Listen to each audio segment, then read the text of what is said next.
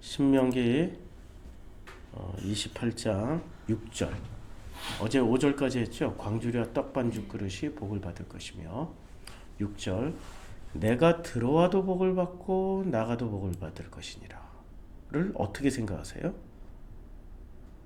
어디로 들어가고 어디로 나가요? 어디로 들어가서 어디로 나간다는 얘기예요 도대체?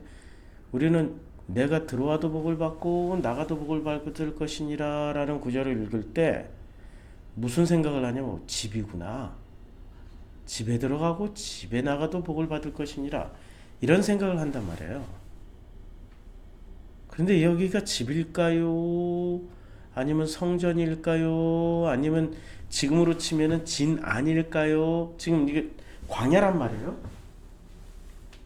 광야라는 상황에서, 광야에서는 여기가 광야, 여기에 성막이 있을 거 아니에요? 성막을 중심으로 해서 12지파가 이렇게 진을 치고 있단 말이에요. 1, 2, 3, 4, 5, 6, 7, 8, 9, 10, 11, 12지파가 진을 치고 있겠죠. 그러면 진 안으로 들어가도 복을 받고 진 밖으로 나가도 복을 받는다는 개념인가요? 아니면 성막에 들어가도 복을 받고 성막에서 나가도 복을 받는다는 얘기인가요? 아니면 자기 지파 안에 들어가도 복을 받고 지파 밖으로 나가도 복을 받는다는 얘기인가요? 아니면 이 지파 안에 있는 자기 집 안에 들어가도 복을 받고 자기 집 밖으로 나가도 복을 받는다라는 개념일까요? 갑자기 헷갈리죠? 우리는 성경 읽을 때 전부 자기 관념으로 읽는다니까. 성경 속에 있는 현실을 전혀 고려치 않고 읽어요. 자, 내 광주리와 떡반죽 그릇이 복을 받을 것이며 에서 이제 내 몸의 자녀와 내 토지의 소산과, 그리고 요 두 구절을 보면은 야, 우리 집 같다 이거는. 집에 들어가도 복을 받고 나가도 복을 받을 것이다 라고 얘기를 했는데, 문제는 3절에 성읍에서도 복을 받고 들에서도 복을 받을 것이며, 좀 더 큰 개념으로부터 시작을 했다고요. 더 큰 개념은 내가 내 하나님 여호와의 말씀을 청종하면 이 모든 복이 내게 임하리라. 그러니까 이 복에 전제 조건이 있어요. 우리 이걸 항상 기억해야 된다고. 전제 조건이 하나님 여호와의 말씀을 삼가 듣고, 삼가 잘 들어야 되고, 내게 명령하는 모든 명령, 이 규례를 지키라는 얘기죠. 지키면, 토라를 지키라는 얘기예요. 지키면 내 하나님 여호와께서 너를 세계 모든 민족 위에 뛰어나게 하실 것이다. 그러니까 복이 어떤 복이에요? 복의 내용은 모든 민족 위에 뛰어나게 하시는 복이에요. 그렇죠? 이것을 사람들은 1절을 까먹고 그 다음에 2절도 까먹어요. 내 하나님 여호와의 말씀을 청정한 이 모든 복이 내게 임하여 내게 이르리니라는 걸 까먹고 그냥 해석하면 성읍에서도 복을 받고 들에서도 복을 받고 내 몸의 자녀와 내 토지의 토산과 내 짐승의 새끼와 소와 양의 새끼가 복을 받고 내 광주리의 떡방죽 그릇이 복을 받을 것이며 할렐루야 아멘 하고 무슨 복만 생각해요? 개인적인 자기 복만 생각한다고. 근데 자기 복이라는 게 전부 다 우리는 뭐로 연결시켜요? 돈, 물질로 연결시킨다고요. 근데 하나님이 물질의 축복을 주신다고 그랬어요? 세계 모든 민족에 뛰어나게 하실 거라고 그랬어요. 아니 돈 있고 권력 있으면 세계 모든 민족에 뛰어나는 거 아니에요? 유대인 보세요. 홍할. 세계 모든 민족 위에 뛰어나게 되는 조건이 뭐죠? 여호와의 말씀을 잘 듣고 모든 명령을 지켜 행하면 세계 모든 민족 위에 뛰어나게 하실 것이라고 그랬잖아요. 그렇죠? 근데 이 세계 모든 민족에 뛰어나게 되는 전제 조건도 전부 뭐예요? 물질, 권력, 힘, 능력이라고요. 그거는 누가 유혹을 했던 거예요? 물질, 힘, 권력 가지고 누가 유혹을 했어요? 누가? 사탄이 40일을 밤낮으로 금식하고 줄이신 후에 예수에게 찾아와서 이 돌들로 떡덩이가 되게 해봐. 물질, 먹거리 해결해줘. 물질. 그 다음에 거룩한 성으로 데려다가 성전 꼭대기에 세우고 뛰어내려봐. 기적. 어제 했잖아요. 그 다음에 세 번째, 지극히 높은 산으로 가서 천하만국과 영광을 보려면 이 세상의 모든 권력과 물질 다 엎드려 경배하며 모든 걸 내게 줄 거야. 맞잖아요. 결국에는 사람들이 생각하는 복은 이 세 가지 안에 다 들어가 있다고. 근데 하나님이 말씀하시고자 하는 복은 이 세 가지 안에 들어가 있는 복이 되어서는 안 된다라는 거죠. 어떤 수준의 복이 돼야 되는 거예요? 어떤 수준의 복? 한 번도 생각해 본 적이 없잖아. 한 번도. 그럼 아버지는 복이 엄청 많으셔. 근데 그 복을 어떻게 해요? 막 퍼부어 주셔요? 관리를 하세요? 관리를 하신단 말이에요. 아버지처럼 되려면 관리하는 복을 주시는 거예요. 관리, 경영. 그쵸? 그래야 잘 쓸 때 행복하지. 못 쓰면 서로 불행해진다고요. 그렇잖아요. 어떤 복이든 복의 속성을 얘기했잖아요. 이제까지 복은 저주하고 같다. 그래서 그리심산과 에발산에서 복을 외치는 게 아니라, 그리심산에서 복을 외치는 게 아니라 저주를 외치면 에발산에서 아멘하고 맞잖아요. 27장에서. 그러니까 복과 저주는 같아. 복을 줬더니 저주가 돼. 그런 케이스 많잖아요.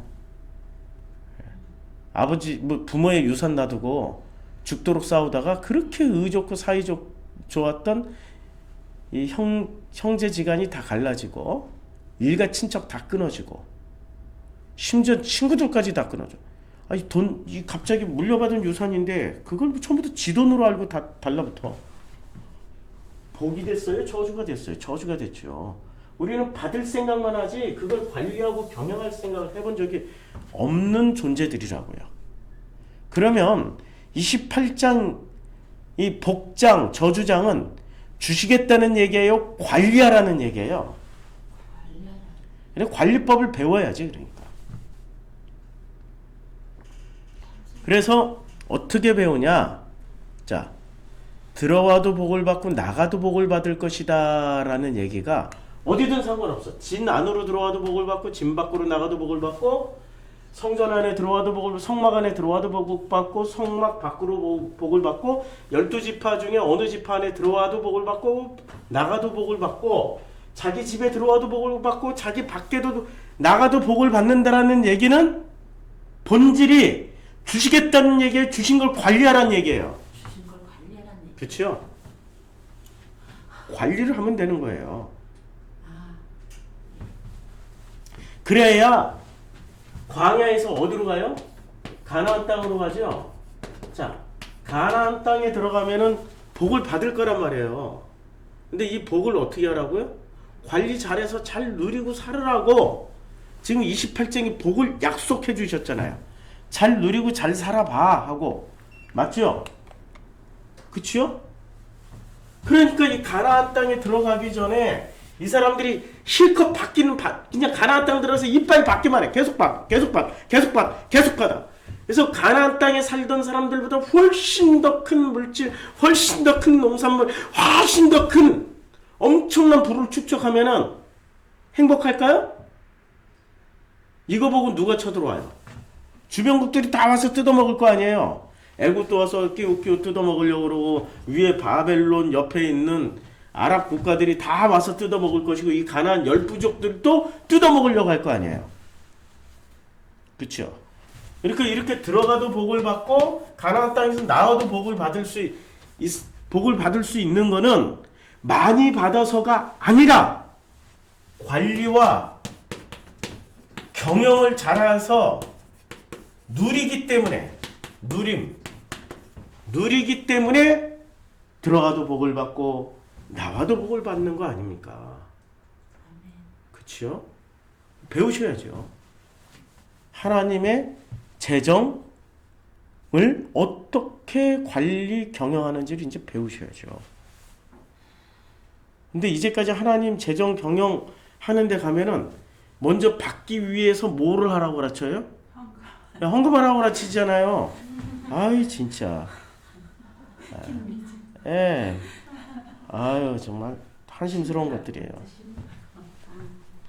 지금 여기는 헌금해서 복 주시겠다고 그랬어요? 아니면은 내 하나님 여호와의 말씀을 삼가 듣고 오늘 내게 명령하는 그 모든 명령을 지켜 행하면, 이 명령이 헌금하라는 게 아니고 토라를 지켜 행하면, 그리고 주시는 복에 세계 모든 민족에 뛰어나게 하실 거라는 복을 주시는 거예요. 세계 모든 민족에 뛰어나게 될 수 있는 조건이 뭐예요?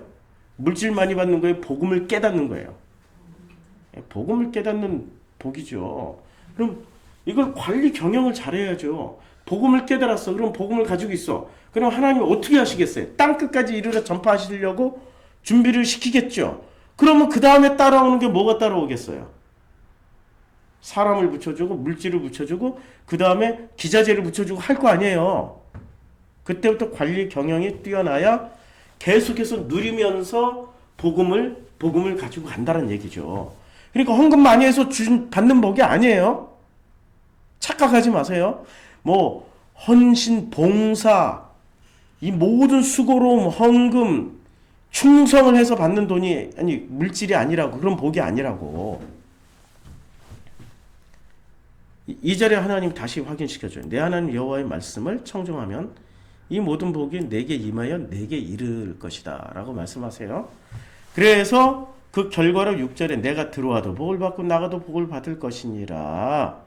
그래서 관리가 되니까 7절에 어떻게 됩니까? 7절에 여호와께서 너를 대적하기 위해 일어난 적군들을 내 앞에서 패하게 하시리라. 자, 그러니까 물질 많이 생기면 누가 들어온다고 그랬어요? 가나안 땅에? 가나안 땅 들어가서 물질이 많이 쌓여. 그러면 이거 뜯어먹으려고 들어오는 적군들이 있을 거 아니에요. 그 적군들을 내 앞에서 패하게 하시리라. 그들이 한 길로 너를 치러 들어왔으나 내 앞에서 7길로 도망하리라. 야, 한 길로 들어왔다가 7길로 간대. 7길.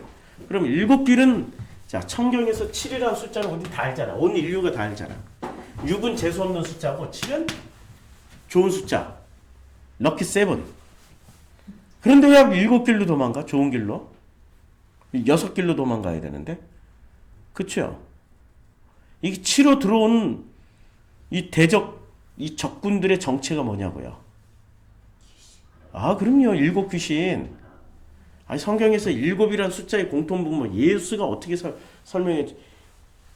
이게 귀신 하나를 쫓아냈더니, 귀신 한 길로 들어온 귀신이요. 귀신 하나를 쫓아냈더니, 어떻게 한 길로 너를 치러 들어왔어. 귀신 하나 쫓아 들어왔는데, 7길로 도망하는 귀신이 됐어. 관리 경영을 잘 하면은 뜯어먹을 수 없다는 얘기잖아요. 복음의 변질이 없다라는 거예요. 7길로 도망갔다라는 거는 자기 정체가 몰래 들어오긴 했는데 딱 도망갈 때 뒷모습을 보니까 가짜 복음이야. 가짜 유사 복음이라고. 그치요? 아, 이게 앞뒤 문맥이 이래야 딱 맞아떨어지는 세계 모든 민족 위에 뛰어나게 하실 거지. 뭐로? 복음으로. 그러면 뜯어먹으러 온 놈들이 정체가 뭐예요? 한 길로 슬쩍 치러 들어왔는데 내 앞에서 있는 7길로 도망가. 여기 유사복음이라고. 치열하게 싸워야 되는 거예요. 가나안 땅에 들어가서는. 그래서 7길로 도망가고 7 부족하고 결국에는 싸우잖아요. 아모리, 우리 지금 민수기부터 신명기까지 이거 계속 공부했어요. 아모리 족속, 헷 족속, 가나안 족속, 뭐 브리가스 족속, 이런 것들에 대한 뜻을 다 얘기했잖아요. 7 족속들이 다 의미가 있잖아요. 아모리가 대표적으로 어떤 족속에 체면 생각하는 거지. 평판. 그것들이 유사복음이라고요. 지금 이게 가나안 땅에서 벌어질 일을 전제로 해서 말씀하고 있는 거란 말이에요. 모세께서. 여기까지 이해가 됐죠? 예. 이해가 됐으면 다음 주는 월요일부터 7절부터 시작하겠습니다. 이걸 좀 더 심화 학습하겠습니다. 이제 기도하고 마치겠습니다.